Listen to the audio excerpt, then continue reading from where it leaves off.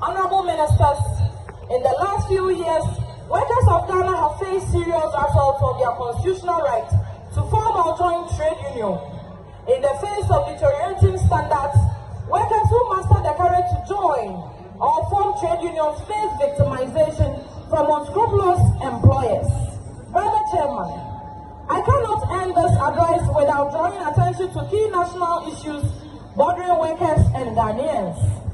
The first issue is about the indiscriminate termination of appointments in the public sector. Since our last public statement on this matter and your subsequent establishment of commitment to investigating the terminations, we have become aware of further terminations.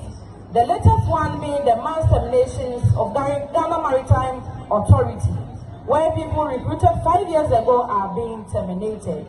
These terminations are not proper. Brother Chairman, the second issue has to do with galamsey.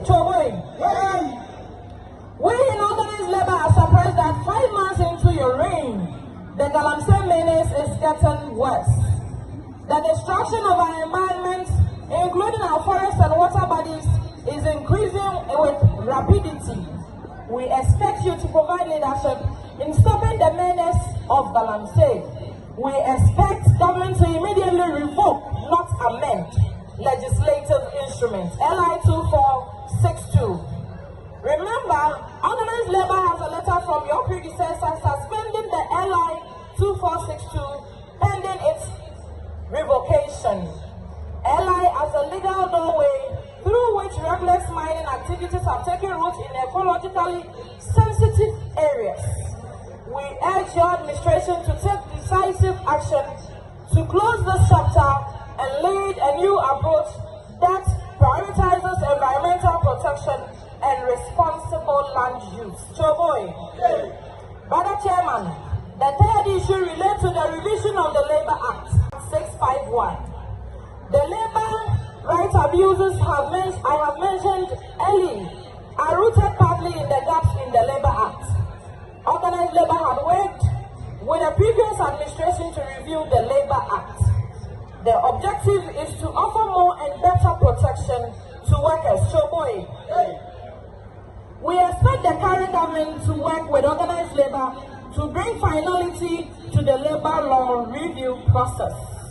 Brother Chairman, a fourth issue is the attempt by government to privatize ECG.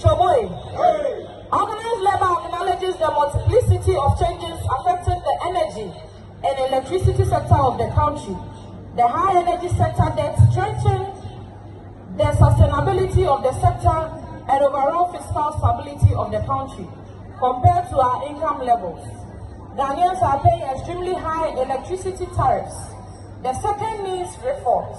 But the Honorable Ministers, we do not agree to the proposed privatization of ECG as a solution to the energy sector challenges. Proper diagnostics of the energy sector will show that privatizing ECG is not a solution. In fact, it will create more problems for Ghana than Ghanaians. We urge government to shelve the idea of privatizing ECG. Organized labor will resist any such move by government. Finally, Brother Chairman, in the last few months, workers and Ghanaians have witnessed the outdooring of one committee initiative or the other on various issues of national importance. From the Constitutional Review Committee, Gold Board Ministerial Committee on ECG privatization to Labor Export Program. The unique thing about these committees and initiatives is the virtual exclusion of organized labor. Additionally, we all can see the haste with which some of the initiatives are being rushed through. We expect this to change. Our involvement will enrich the work of the committees and of the initiatives. It will also prevent us from deploying the other tools of industrial relations. We must not prioritize speed over substance. Honorable Ministers, we are confident in the commitment to social dialogue and inclusive governance.